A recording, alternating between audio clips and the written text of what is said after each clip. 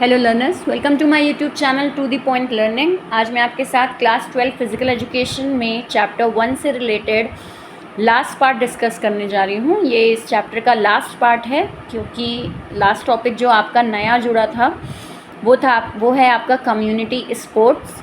तो उसके बारे में आज हम पढ़ेंगे और कम्युनिटी स्पोर्ट्स कितने टाइप्स के होते हैं उनके बारे में भी देखेंगे।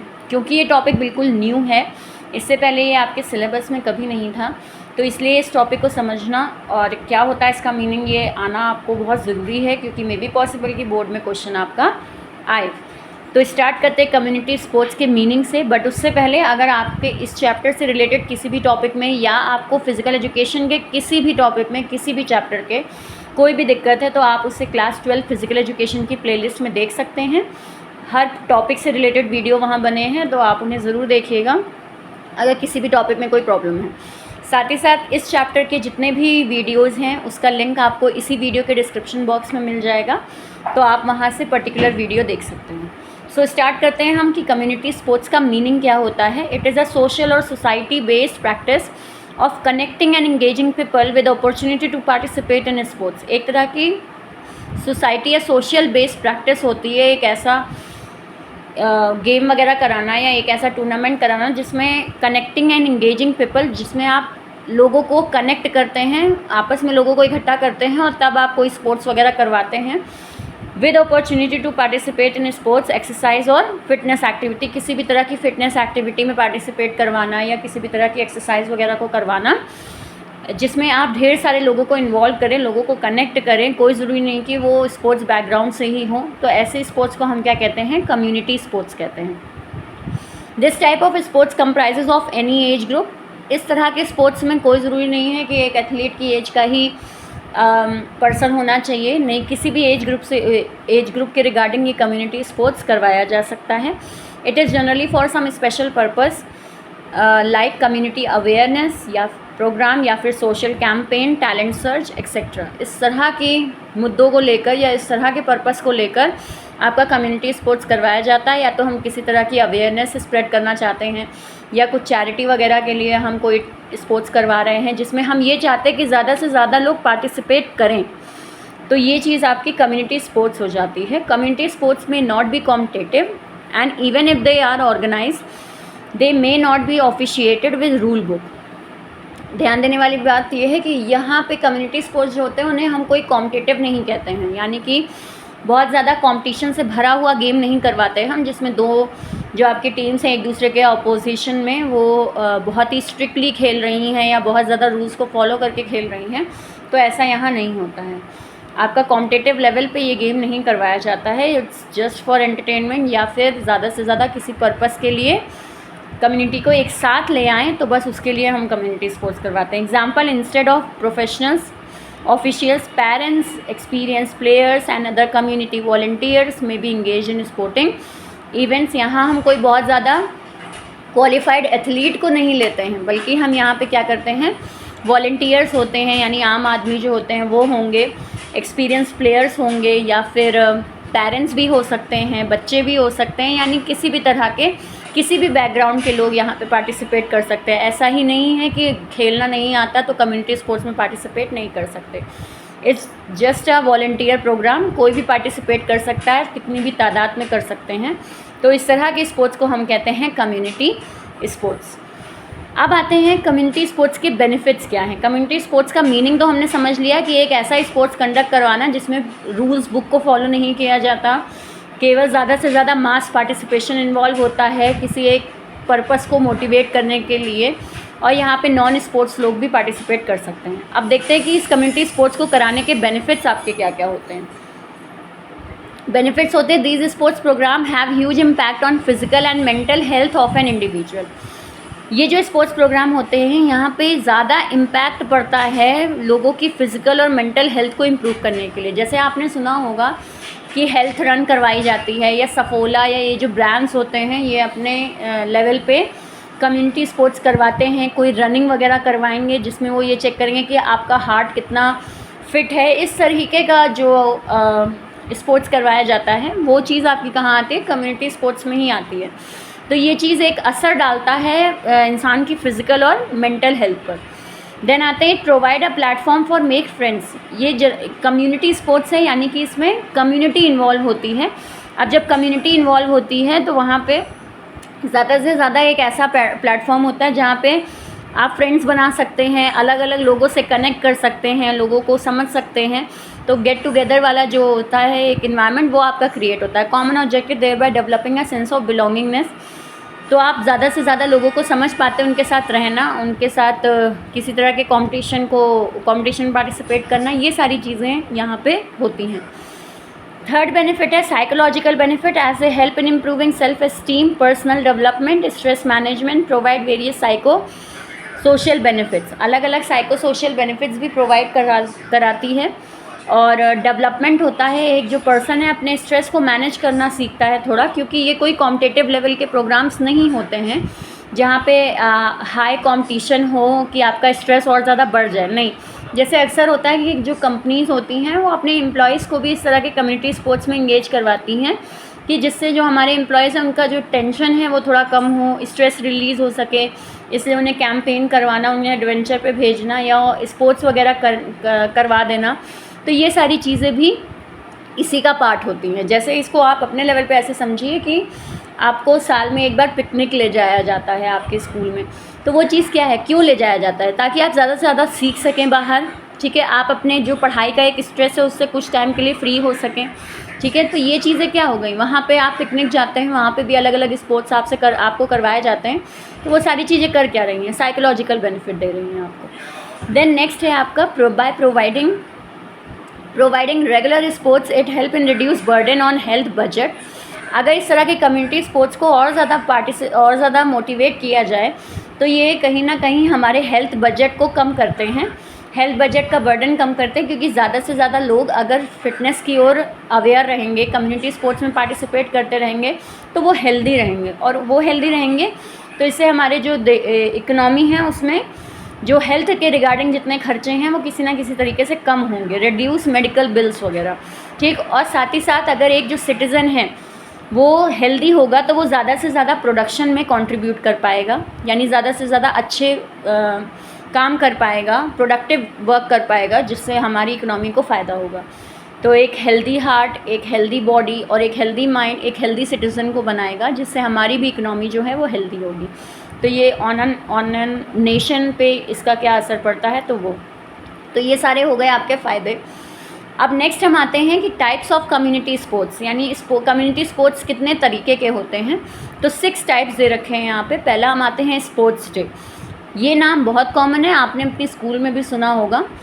Feature in the annual calendar, ठीक है। इस तरह का स्पोर्ट्स डे जो है ये मेनली आपके एनुअल कैलेंडर में मौजूद होता है, ठीक है, ऑफ मोस्ट रेसिडेंशियल एरियाज़ या कम्युनिटी स्कूल्स वगैरह में या एरियाज़ वगैरह में भी, जैसे आपकी कॉलोनी या सोसाइटी वगैरह, तो वहाँ पे भी एनुअल स्पोर्ट्स डे करवाया जाए, या पूरी सोसाइटी किसी स्पोर्ट्स डे को सालाना सेलिब्रेट कर रही है तो वो चीज़ करवाई जाती है, उसे हम क्या कहेंगे, स्पोर्ट्स डे कहते हैं। To showcase skill and talent of not only athlete but displaying wide members. यहाँ पे ऐसा नहीं है कि केवल एथलीट या कोई स्पोर्ट्स में इंगेज होना चाहता है, केवल वो पर्सन अपना टैलेंट दिखा रहा है, स्किल्स दिखा रहा है, नहीं। यहाँ पे आपके ज़्यादा से ज़्यादा लोगों को, वाइड मेंबर्स को इंगेज किया जाता है कि वो अपना टैलेंट दिखाएं, जिस भी फील्ड में उनका टैलेंट है, अपनी स्किल्स को एक्सप्लोर करें। तो ये एक मौका उन्हें स्पोर्ट्स डे से मिलता है। It provide opportunity for members to meet, greet and interact with each other. ये एक ऐसा प्लेटफॉर्म उन्हें मिलता है जहाँ वो कई लोगों से मिलते हैं, कई लोगों को समझते हैं और एक दूसरे से इंटरैक्ट करते हैं। एक चीज़ और इसमें दे रखी है, government of India is celebrating national sports day on 29 अगस्त। जो हमारी गवर्नमेंट है वो नेशनल स्पोर्ट्स डे सेलिब्रेट करती है 29 अगस्त को, और ये क्यों स्टार्ट किया गया है, on the occasion of birth anniversary of Major Dhyanchand. एक आपके हॉकी लेजेंड थे, हॉकी प्लेयर थे, बहुत जाने माने। तो उनके बर्थ एनिवर्सरी पे इसको स्टार्ट किया गया था, नेशनल स्पोर्ट्स डे ऑन 29 अगस्त। तो ये भी आपको अपने MCQ के पर्पज़ से याद रखना है, क्योंकि गवर्नमेंट सेलिब्रेट करती है, तो नेशनल स्पोर्ट्स डे कब सेलिब्रेट होता है, तो ये क्वेश्चन आपका पुटअप हो सकता है इन MCQ। देन आते हैं नेक्स्ट टाइप है हमारा health run. Such run is conducted for the purpose of improving the health standards in society. Health को इम्प्रूव करने के लिए या हेल्थ स्टैंडर्ड्स को लेकर किसी तरीके का कम्युनिटी सपोर्ट करवाना क्या कहलाता है? आपका हेल्थ रन कहलाता है। इसमें अवेयरनेस स्प्रेड की जाती है, किसको लेकर? हेल्थ को लेकर। इसको अलग अलग NGOs भी करवाते हैं, कई बार आपके ब्रांड्स वगैरह भी करवाते हैं इस तरह की रनिंग वगैरह। इसमें कोई एज बैरियर नहीं होता और मेन इनका रहता है कि ज़्यादा से ज़्यादा मेंबर जो हों वो एक साथ अपने आप को रजिस्टर करवाएं और इसमें पार्टिसिपेट करें। जनरली इसका मेन मुद्दा हेल्थ रन का यही होता है कि कितना फ़िट है हमारा इंडिया या कितना फ़िट है हमारी कंट्री या जो पर्टिकुलर लोग हैं वो कितना ज़्यादा हेल्थ के लिए अवेयर हैं, उससे रिगार्डिंग रनिंग वगैरह करवाई जाती है। तो इस तरह के इनिशिएटिव को हेल्थ रन कहा जाता है। Third one is run for fun. This run is to spread message of staying fit. यहाँ पे भी आपका जनरली एक मैसेज जो छुपा होता है वो यही होता है कि हम फिट रहें, हमें फ़िट रहना चाहिए, हमें लाइफ को एंजॉय करना चाहिए। तो इस तरह से एक आपका रीज़न लेकर रन फॉर फन करवाया जाता है। जनरली स्कूल वगैरह भी इसमें पार्टिसिपेट करते हैं। स्कूल्स वगैरह में जैसे बच्चों को अट्रैक्ट करने के लिए या उनके पेरेंट्स को अट्रैक्ट करने के लिए जैसे लेमन एंड स्पून रेस करवाना, सैक रेस करवाना। सैक रेस का मतलब होता है वो बोरी में पैर डाल के और तब फ्रॉग जंप टाइप का करना, वो चीज़ चाइल्ड रेस करवाई जाती है। ठीक है, पेरेंट्स और बच्चों की रेस आपस में करवाना, रोड रनिंग करवाना, साइकिलिंग करवाना, ये सारी चीज़ें क्या हो गई? Run for fun. अगेन ये भी कोई कॉम्पिटिटिव व्यू के साथ नहीं करवाई जाती है या आपको कोई बहुत बड़ा एथलीट बनाने के लिए ये नहीं करवाया जाता है। इट्स जस्ट फॉर फन कि आप अपने आपको रिक्रिएट कर सको, एक आपको एडवेंचर, एक फ़न लगे काम किसी भी स्पोर्ट्स को करने में, केवल मौज मस्ती के लिए, तो ये करवाया जाता है। So it is called run for fun. Next आते हैं, फोर्थ है आपका run for specific cause. Generally conducted to spread awareness about social issues like cleanliness, promoting green environment. Run for specific cause का मतलब हो जाता है किसी एक मेन स्पेसिफिक रीज़न को लेकर ही पर्टिकुलर कम्युनिटी स्पोर्ट्स करवाया जा रहा है। जैसे कोई भी रीज़न हो सकता है कि देश को स्वच्छ रखें, उसके लिए आपकी एक रनिंग हो रही है जिसमें कई लोग पार्टिसिपेट कर रहे हैं।